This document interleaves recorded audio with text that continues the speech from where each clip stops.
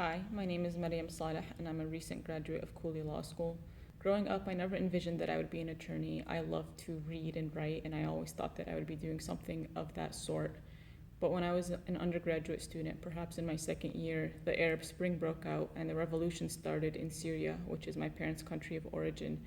And I started intently watching the news and paying attention to what was taking place. And I started seeing human rights abuses, extreme suffering going unpunished. And I decided at that point that I wanted to study the law and go into the field of international human rights. And I was very hopeful and optimistic that the law would be a tool to bring justice to victims of suffering in Syria and around the world. During my first summer of law school, I did an internship at CARE Florida, and I worked with an immigration attorney there, and I got the opportunity to work on some asylum cases. And at that point, I realized that asylum was a tangible way to help victims of suffering, whether they be from Syria or from anywhere else in the world, but people who had been fleeing persecution. And I realized that that's what I wanted to do.